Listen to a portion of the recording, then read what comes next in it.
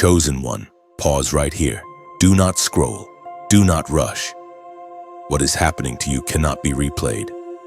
This is not motivation, not emotion, not coincidence. Something has already crossed the threshold of your life. Destiny does not announce itself loudly, it shifts the atmosphere quietly until you can no longer ignore it. And that is exactly where you are now. The stirring you feel is not anxiety. It is activation. You have felt it growing for a while. The sense that your old life no longer fits. The strange discomfort with things that once satisfied you. The restlessness that follows you into sleep and wakes up with you in the morning. You tried to explain it away. You told yourself you were overthinking it, but deep down, you knew something has already begun, and it is bigger than comfort, bigger than fear, bigger than your plans. You were not designed for a small existence. That is why normal paths felt wrong to you. That is why you questioned systems others accepted. That is why you often felt alone even when surrounded by people. You were never broken, you were separated. Set apart before you understood what that meant. Destiny marks people early, long before it reveals itself clearly. Listen carefully. When destiny activates, it exposes everything that cannot go with you. That is why some relationships suddenly feel heavy. That is why distractions feel empty. That is why habits you tolerated before now feel unbearable. Light does not negotiate with darkness. It replaces it. And the light in you is turning up. You have survived seasons that should have destroyed you. Moments where quitting would have made sense. Times where obedience felt foolish and waiting felt unfair. Yet you are still here. Not hardened aware. Not bitter awake. That alone is proof that God has been guarding you even when you did not recognize His hand. This is the moment many misinterpret. They think resistance means stop, but in the spirit, resistance often means advance. Pressure is not punishment. Pressure is confirmation. The enemy does not waste energy on what carries no future. If opposition is rising, it is because your next step matters more than you realize. Do not do it. No matter the price, do not go back to what God already released you from. Do not lower your discernment to feel accepted. You are standing at a line that cannot be uncrossed twice. Delay here creates confusion. Obedience here creates clarity. This is not threat, this is truth. Destiny is not something you chase. It is something that chases alignment. And right now, heaven is watching how you respond to conviction. Conviction is mercy. Conviction means the door is still open. But doors do close when ignored long enough. The ancient words recorded in Romans chapter 8, verse 30, still echo today those He predestined. He also called. Those He called. He also justified. Those He justified. He also glorified. This means your calling did not start today. It was decided long before today found you. You are not improvising your life. You are stepping into something already written. Chosen one. Your confusion has an expiration date. Your struggle has a limit. What feels unstable is actually rearranging itself around obedience. God often allows shaking so you release what cannot be carried forward. And yes, it feels lonely, but loneliness is often the sound of transition. This is where you stand firm, not in perfection, not in certainty, but in surrender. You do not need the full picture to take the next step. You only need willingness. Destiny responds to movement, not excuses. If this message speaks to your spirit, don't keep it to yourself. Like this message so it reaches those standing at the same threshold. Share it with someone who feels the shift but cannot explain it. Subscribe to stay connected to what is unfolding. And at the end of this moment, only once comment 747 as a prophetic declaration that you accept your calling and choose alignment over comfort. You are not imagining this. You are not behind. Destiny has already begun and you are still standing because you were meant to walk forward. Chosen one. What happens next depends on your posture, not your past. Heaven is not asking you to be flawless, it is asking you to be available. The moment you choose obedience over understanding, strength will meet you, direction will sharpen, and the fog that once confused you will begin to lift, step by step. You are not walking into emptiness, you are walking into assignment. What feels uncertain now will soon feel intentional. Stay alert, stay humble, stay obedient. The same hand that carried you through survival will now guide you into purpose. This is not the end of something old, it is the beginning of who you truly are. You begin by looking backward, not with regret, but with discernment. Destiny often leaves fingerprints long before it reveals its name. When you trace your life honestly, patterns emerge, not dramatic miracles, but quiet separations. Moments when you were removed from situations that seemed promising at the time. Paths that closed without explanation. Friendships that dissolved when you started asking deeper questions. These were not random losses. They were signs of being set apart. Start with your childhood and early years. Notice how you perceived the world differently. Perhaps you were unusually sensitive to injustice, hypocrisy, or emotional undercurrents others ignored. Maybe loud environments drained you while silence sharpened you. These traits were not flaws to fix, they were indicators. God often marks those He sets apart with heightened awareness because they are meant to see what others overlook. Next, examine the recurring interruptions in your plans. Think of the job that did not work out, the relationship that collapsed despite your effort, the opportunity that vanished at the last moment. At the time, it felt like delay or failure, but separation often disguises itself as disappointment. Ask yourself, what was God protecting you from becoming? What version of yourself would have survived had those doors stayed open? Destiny is not only about where you go, it is also about who you are prevented from becoming. Pay attention to discomfort. Chosen ones are rarely comfortable for long. When you stayed too long in environments that required you to shrink, your peace left first. Sleep became restless. Motivation faded. You felt drained even when nothing was outwardly wrong. This was not weakness.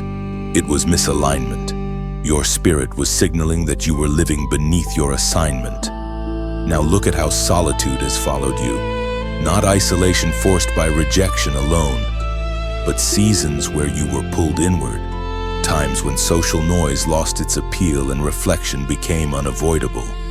These seasons were not punishments. They were classrooms. God teaches privately before He uses publicly. Solitude refines discernment, strips dependency, and clarifies identity. Many avoid it. You were led into it. Notice also how you respond to truth.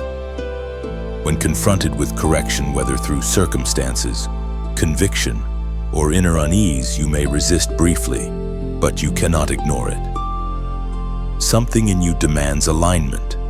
That inner pressure is not condemnation, it is calibration. It means your conscience is still tender, still responsive, still awake.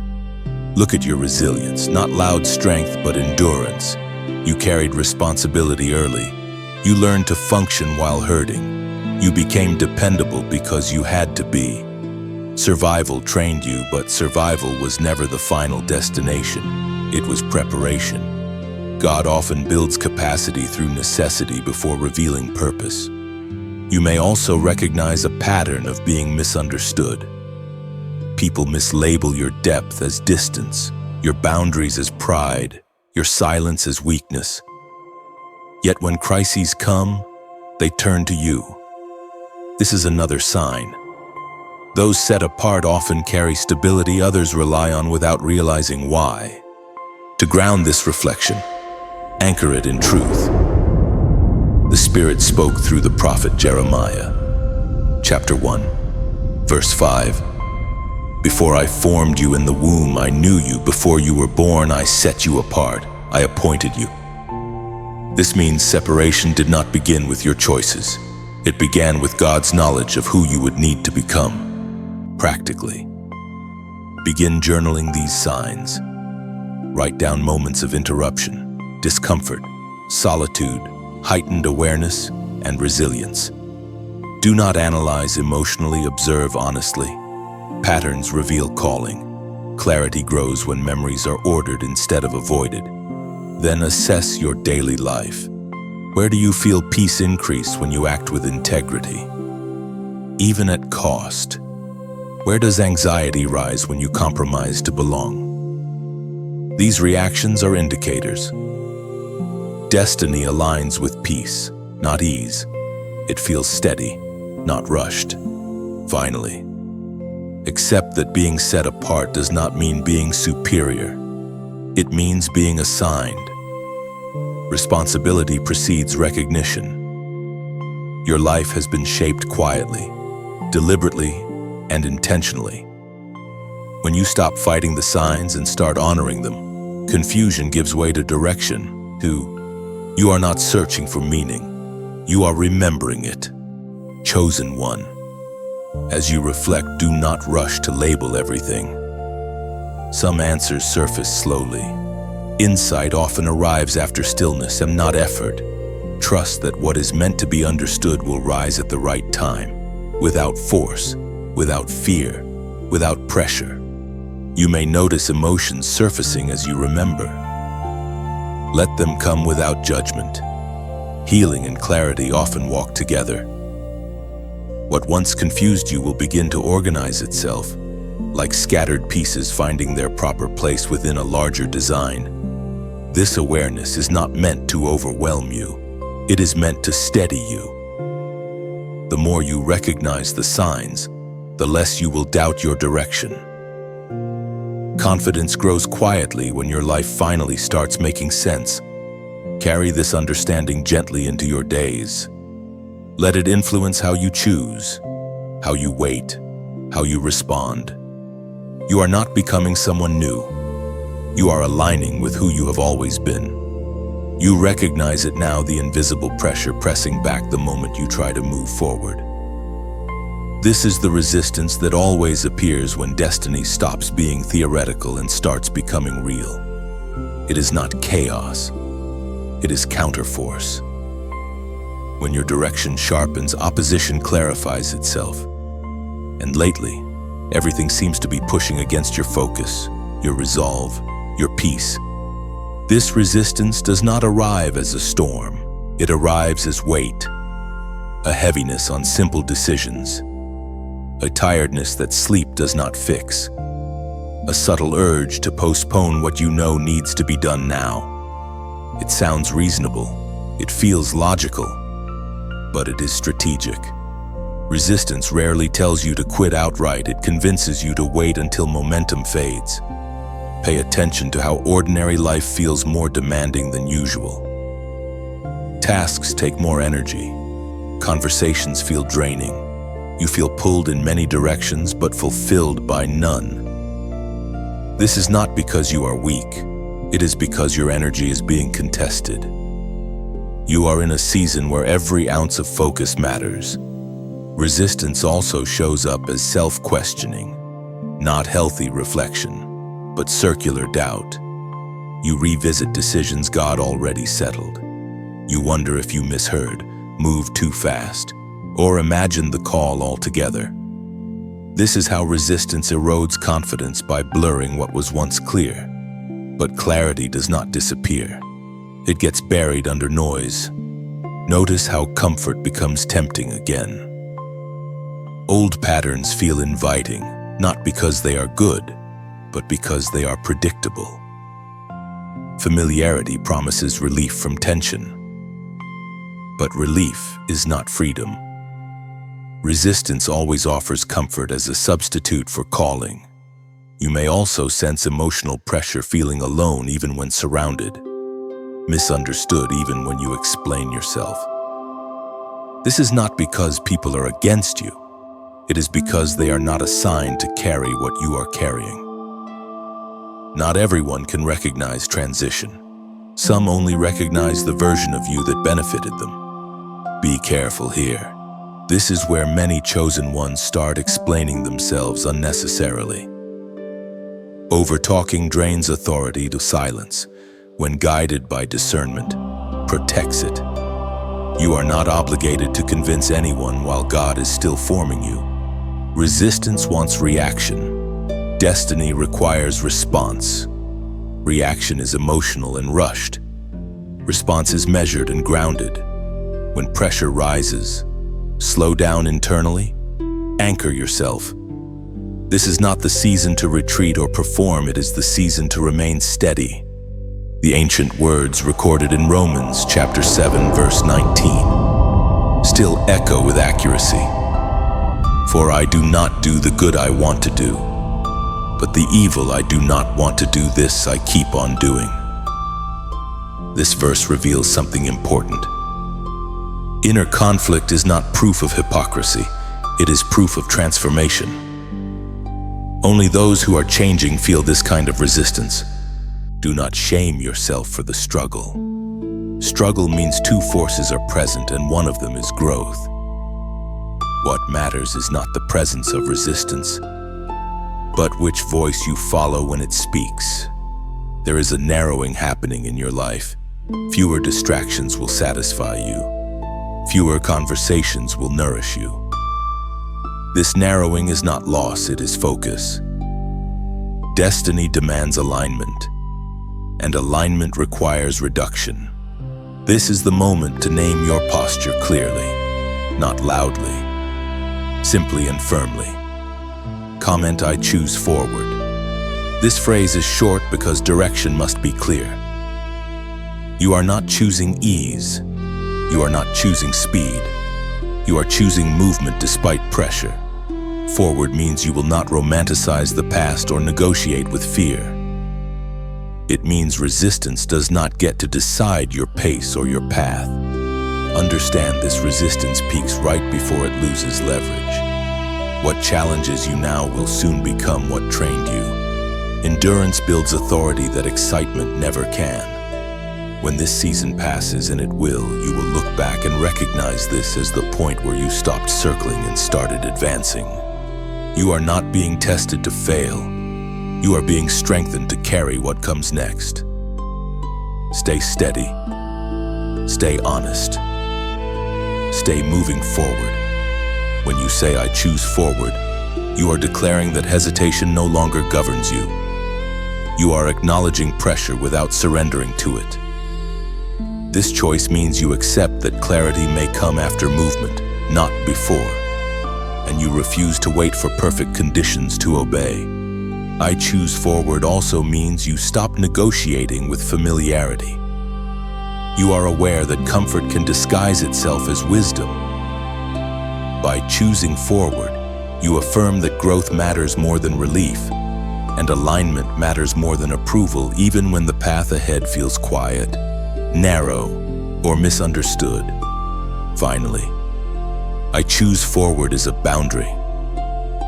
It tells resistance that retreat is no longer an option. You may move slowly, but you will not move backward. You may feel pressure, but you will not freeze. Forward becomes your posture, your discipline, your decision. There is a moment in Scripture that feels quiet but carries irreversible power. Elisha is standing in a field, hands on a plow, life predictable, future measurable. Then Elijah passes by and throws his mantle over him. No long conversation, no explanation, just a call. Elisha understands immediately what this means. He does not ask for a trial period, and he does not say, let me see if this works. Instead, he does something radical. He slaughters the oxen, burns the plow, and feeds the people with the wood of his old life. He removes the possibility of return. This is not impulsiveness. No, this is clarity. Burning the plow was not about drama. It was about direction. As long as the plow existed, the temptation to go back existed. Elisha understood something many avoid: destiny cannot fully activate while an escape route remains.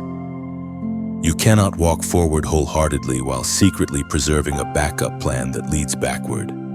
In your life, the plow may not be wood and iron. It may be a mindset, a habit, a relationship, a version of yourself that once kept you safe but now keeps you small. You may still be touching it emotionally, checking on it mentally, reassuring yourself that you could return if this new path becomes uncomfortable. But comfort has never been the language of calling. Burning the plow is an inner decision before it becomes an outer one. It is when you stop rehearsing who you used to be, when you stop defining yourself by survival seasons that have already ended, when you stop leaving emotional doors unlocked just in case. Destiny does not share space well with contingency. Think about how this applies to everyday life. It looks like deleting numbers you keep revisiting when you feel lonely. It looks like declining opportunities that pay well but drain your integrity. It looks like changing routines that keep you busy but unfulfilled. It looks like saying no without over-explaining. These are not losses. They are burnings. Many people delay this step because they confuse prudence with faithlessness. But Elisha did not burn the plow after success. He burned it before certainty. Faith is not proven by what you keep, it is proven by what you release. The ancient words recorded in the first book of Kings in chapter 19, verse 21, tell us plainly.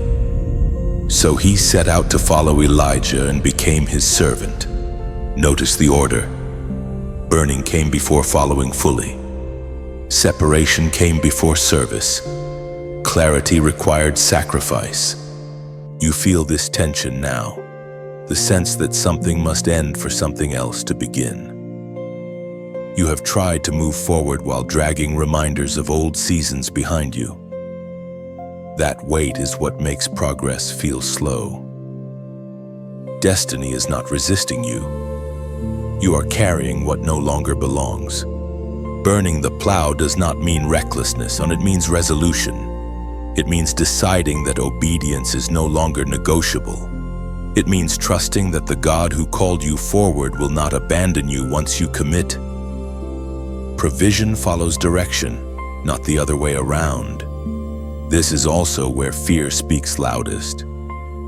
Fear says, "What if this doesn't work?" But faith responds, "What if staying destroys me?" Elisha chose the risk of obedience over the certainty of stagnation. And that choice positioned him for double portion, not immediately, but inevitably. As you listen, imagine what your plow represents, not with guilt, but with honesty. Ask yourself what still gives you psychological permission to retreat. Then understand this: destiny does not demand perfection, but it does require finality. Half commitment creates constant inner conflict. Full surrender creates peace even before results appear. If this message is helping you see more clearly, like it so others who are standing in the same field can recognize their moment. Share it with someone who is hesitating between comfort and calling. And subscribe to stay connected as this journey unfolds, because burning the plow is not the end. It is the beginning. You are not being asked to destroy your past. You are being asked to stop returning to it for permission. When the plow is gone, forward becomes the only direction left. And that is exactly where destiny waits. When you finally release what anchors you to the past, movement feels lighter almost immediately. Not easier, but cleaner. Decisions sharpen. Doubt loses volume. You stop asking for permission to become who you already know you are. Forward no longer feels forced, it feels inevitable. This is how destiny confirms itself, not with noise, but with alignment. You begin to notice fewer internal arguments, fewer backward glances.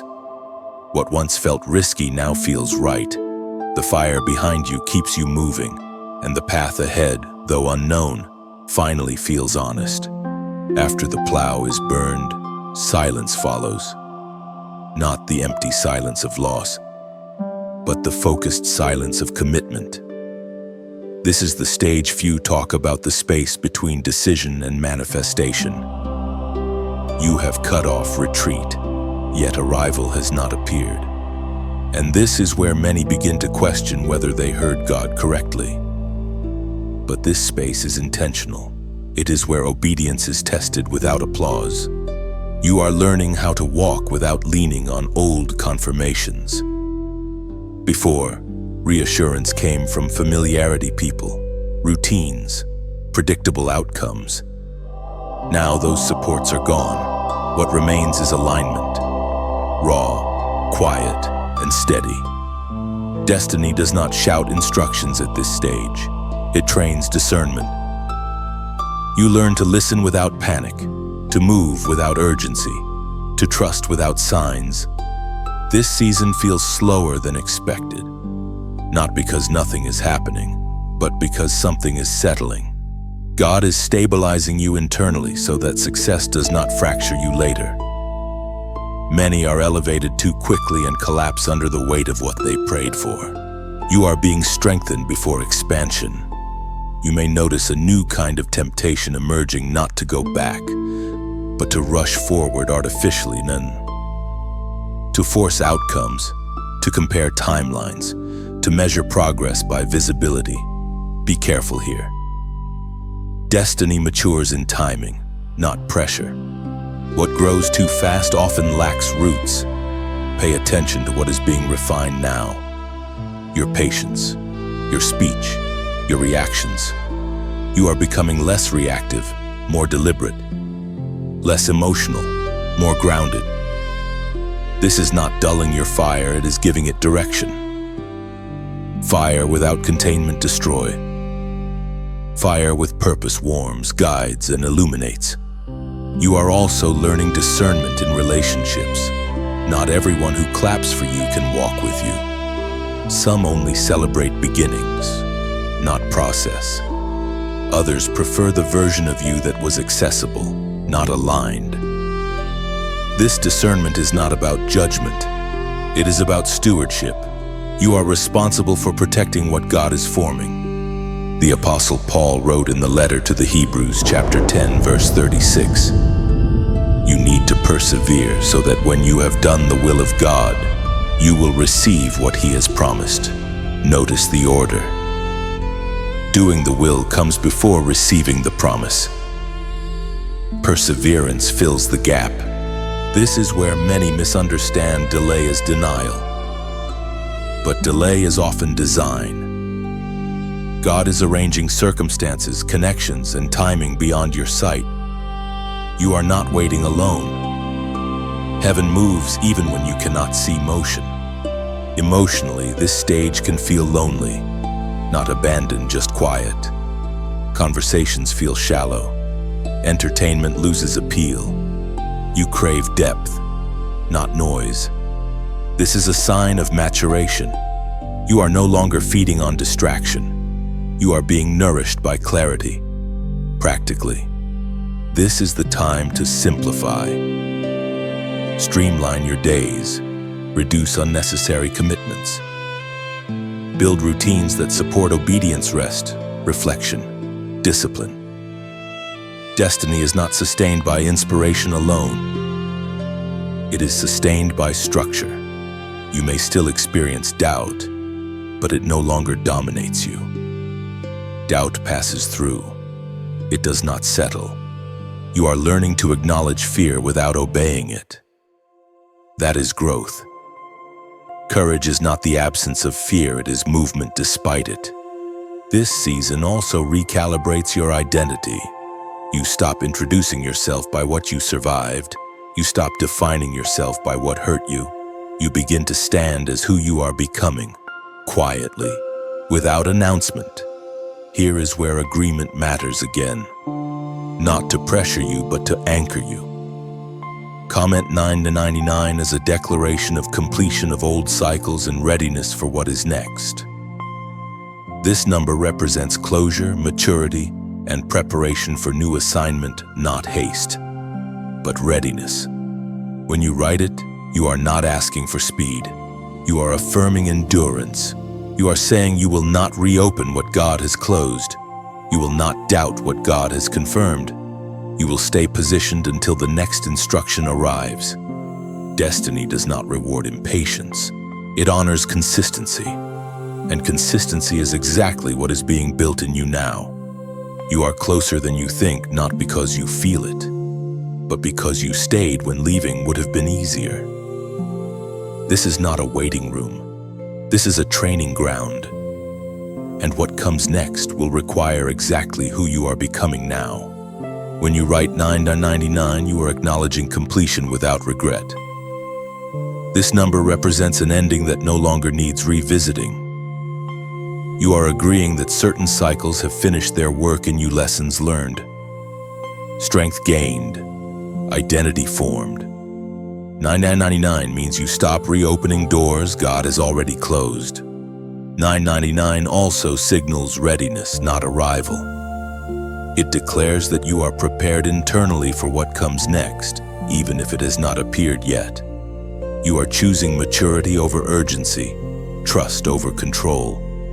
By affirming 999, you are saying you will wait positioned, steady, and aligned. What changes now is subtle but decisive. You are no longer fighting to become, you are learning how to carry. Carry clarity without arrogance. Carry authority without noise. Carry weight without rushing to prove it. This is the season where heaven teaches you restraint, because restraint is the mark of those who will be trusted with influence. You may notice that your reactions are slowing down. Where you once felt the need to respond immediately, you now pause, not out of fear, but discernment. You are learning that silence can be strength, and timing can be louder than words. This is not withdrawal, it is mastery over impulse. In this stage, God is refining your inner posture. Motives are being examined, intentions are being purified. You are no longer satisfied with doing the right thing for the wrong reason. Approval has lost its grip. Applause no longer motivates you. What matters now is alignment, whether your inner world matches your outward movement. You are also becoming aware of authority in a new way. Not authority over people, but authority over self. Over thoughts that once spiraled, over emotions that once ruled decision, over fear that once dictated pace. This authority is quiet, but it is unshakable. It does not announce itself. It is recognized by peace under pressure. There will be moments when you realize you are no longer triggered by what used to destabilize you. Situations that once provoked insecurity now pass without reaction. This is not numbness. This is healing integrated into strength. You are not suppressing emotion, you are governing it. Your discernment is sharpening. You sense when to engage and when to step back. You recognize when something is merely urgent versus when it is truly important. This discernment protects you from burnout, from entanglement, from distractions disguised as opportunities. You may feel less visible during this time. That is intentional. Visibility before capacity creates collapse. God often hides those he is strengthening, not because they are unready, but because they are becoming precise. Precision requires focus, not exposure. This season also teaches you how to endure misunderstanding without defending yourself. You no longer need to correct every false assumption. Truth does not require constant explanation. In time, consistency will speak louder than clarification. There is a deeper work happening in how you see yourself. Identity is no longer built on comparison. You stop measuring progress against others' timelines. You understand now that destiny is not a race, it is a relay, and your leg of the journey must be run faithfully, not quickly. You are also learning how to hold promise without demanding fulfillment. This is maturity. Immature faith insists on immediate results. Mature faith trusts the process without losing expectation. You still believe, but you no longer panic. The Apostle Paul wrote in the letter to the Corinthians, chapter 15, verse 58, "Stand firm. Let nothing move you. Always give yourselves fully to the work of the Lord, because you know that your labor in the Lord is not in vain." This verse speaks directly to where you are. Standing firm is not passive. It is active stability. It is choosing consistency when excitement fades. It is continuing even when progress feels invisible. You are discovering that obedience does not always feel powerful, but it always produces power. Quiet obedience builds internal infrastructure. An infrastructure determines how much weight you can sustain when elevation comes. This is also where endurance replaces intensity. Intensity burns fast. Endurance lasts. You are no longer sprinting on emotion, you are walking with discipline. And discipline creates longevity. You may still encounter resistance, but it no longer confuses you. You recognize it as confirmation, not contradiction. Resistance no longer threatens your identity, it sharpens it. You do not personalize opposition. You contextualize it. This stage is not glamorous, but it is essential. Many want the authority without the formation, the influence without the integrity. But heaven does not rush what must last. You are being prepared to stand when others collapse under pressure. What you carry now is steadiness, and steadiness is rare. It is trusted. It is needed. It is what allows destiny not only to begin but to endure. You are learning that strength does not always announce itself through action. Sometimes it reveals itself through restraint. By choosing not to react, not to rush, not to explain, you conserve energy for what truly matters. This discipline is shaping you into someone who moves with intention rather than impulse. Soon, you will recognize how much you have changed, not suddenly, but undeniably. Situations that once overwhelmed you now feel manageable. Pressure no longer defines you. You carry yourself differently, rooted, steady, aware. This is not the end of formation, but it is proof that the process is working. Now you walk differently, not because the road is smoother, but because your spine is straighter. You are no longer asking whether destiny is real, you are living inside its momentum. The fear that once whispered has lost its authority. It may still speak, but it no longer commands. You have learned the weight of your own footsteps, and the ground seems to recognize you now. This is what it means to be marked and sealed, not with spectacle, but with steadiness. You are no longer searching for signs in every shadow. You have become a sign yourself. Your calm in uncertainty, your integrity under pressure, your patience when results delay. These are quiet signals that heaven trusts you with continuity, not just beginnings. You understand now that destiny is not a single dramatic moment. It is a long obedience in one direction. It is choosing truth when shortcuts beckon. It is carrying light without needing to prove it shines. You have learned that authority grows from alignment, not announcement. As you move forward, you notice fewer companions but deeper connections. The noise thins, the air clears. What remains is essential. You are no longer distracted by every open door. You have learned that some doors open to test discernment, not to offer direction. You wait for resonance, not excitement. There is also a new tenderness in you. not fragility awareness. You sense the weight others carry. You listen without rushing to fix. You speak with intention. This tenderness is not weakness. It is evidence that power has been tempered by compassion. Untempered power destroys. Tempered power heals.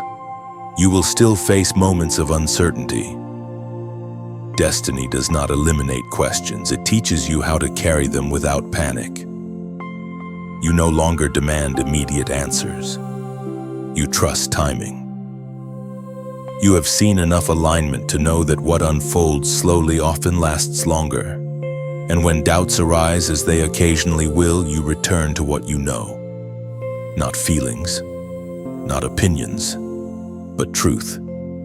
The truth that you were preserved for a reason. The truth that your path required preparation. The truth that obedience has already changed you, even before it rewards you. The ancient words recorded in the letter to the Hebrews, chapter 12, verse 11, speak gently but clearly. No discipline seems pleasant at the time, but painful. Later on, however, it produces a harvest of righteousness and peace for those who have been trained by it. You are living in the later on, not the final chapter, but the chapter where peace replaces panic and direction replaces doubt. Now, imagine this journey as a long road at dawn. The sky is just beginning to change color. You do not need to shout to announce morning. Light does not argue with darkness. It simply arrives, and those who are awake recognize it.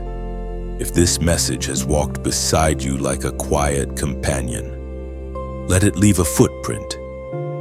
Like it the way you would nod silently at a fellow traveler who understands the road.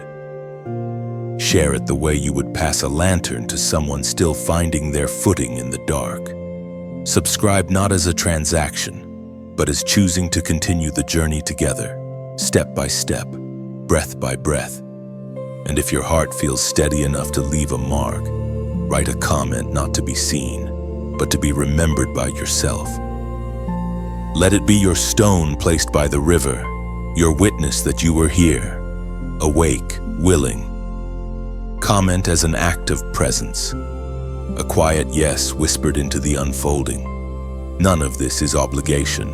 Destiny does not coerce. It invites. Every step you have taken has been voluntary, even when it was difficult. That is what makes it beautiful. That is what makes it yours. You are not finished becoming, but you are finished doubting that you are called. What lies ahead will require the steadiness you have cultivated, the restraint you have learned, the faith you have carried quietly. And you are ready not because you feel fearless, but because you have learned how to walk forward anyway. Carry this with you. You were never meant to escape destiny. You were meant to inhabit it fully, humbly, and bravely. And as you continue, the path will continue to rise to meet you. As you step beyond this moment, remember that destiny does not rush you forward, it walks with you. Each ordinary day becomes sacred when lived with awareness. Your choices, even the quiet ones, now carry intention. This is how calling settles into daily life, steady and real. Let gratitude anchor you as you continue. Gratitude for clarity earned, for strength refined, for patience learned. You are not waiting for meaning anymore, you are living it. And as long as you keep walking with honesty and courage, the path will continue to unfold beneath your feet. And now, you are free to carry this forward in your own way. Nothing here demands agreement, applause, or response. What matters is what stayed with you after the words settled. Perhaps it was a single sentence, perhaps an image, perhaps a quiet recognition that something you have felt for a long time finally found language. Hold only what resonates. Release the rest without guilt. This journey was never meant to be consumed quickly. It is meant to be returned to through memory, through practice, through small decisions made differently because of new awareness. You do not need to label what happened here. Understanding often matures after reflection. Let insight unfold naturally without forcing conclusions. If these words proved useful, you may choose to pass them on gently, the way one offers water without insisting someone drink. Sharing is not an obligation, it is an extension of care. And if you do not share, that is equally valid. Some truths are meant to travel outward, others are meant to deepen inward. What truly matters is this: you now recognize your agency. You know that alignment is not dramatic, but deliberate. You know that destiny is not something imposed upon you, but something you participate in through choice, patience, and integrity. That understanding alone changes how you move forward. As life resumes its ordinary rhythm, notice what shifts. Notice how you respond differently. Notice what no longer pulls you backward. These are quiet confirmations that something meaningful took root. Growth does not always announce itself, but it leaves evidence. You are not required to remember every word. You are only invited to remember yourself. Keep what strengthens you. Set aside what does not. And trust that whatever truly belongs to you will remain. This ending is not a conclusion, it is an opening. What you do next, how you live next, is where the real story continues.